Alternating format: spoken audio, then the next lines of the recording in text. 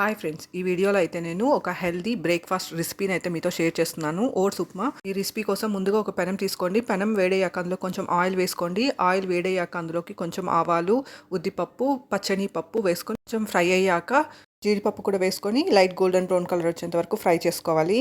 కొంచెం జీలకర్ర, ఇంకా ఒక గుప్పెడు వేరుశనగ గింజలు కూడా వేసుకొని ఫ్రై చేసుకోవాలి.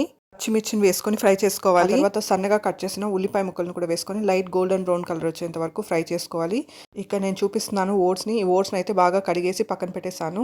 ఇప్పుడు మనం ఆల్రెడీ ఇవన్నీ ఫ్రై చేసుకున్నాం కదా. ఇప్పుడైతే ఓట్స్ని ఇందులోకి యాడ్ చేసేసుకొని తగినంత సాల్ట్ని కూడా యాడ్ చేసేసుకొని మూత పెట్టేసామంటే ఒక 3-4 నిమిషాలు మంటని సిమ్లో పెట్టేసి మధ్య మధ్యలో కలుపుకుంటూ ఒక 3-4 మినిట్స్ ఉడికించామంటే ఓట్స్ ఉప్మా అయితే రెడీ అయిపోతుంది.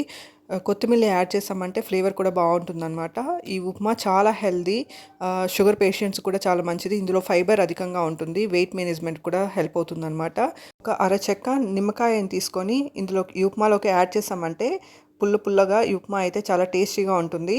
నిమ్మకాయలోని సీడ్స్ అయితే తీసేసేయండి, లేదంటే ఉప్మాలో యాడ్ చేశాక చేదొస్తుంది. ఓట్స్లో ఉండే బీటా గ్లూకాన్ అనే సాల్యుబుల్ ఫైబర్ గుడ్ బ్యాక్టీరియాని పెంచి డైజెస్టివ్ ట్రాక్ని మెరుగుపరుస్తుంది. ఇంకా లో గ్లిజమిక్ ఇండెక్స్ ఉండడం వల్ల బ్లడ్ షుగర్స్ కూడా కంట్రోల్ అవుతాయి.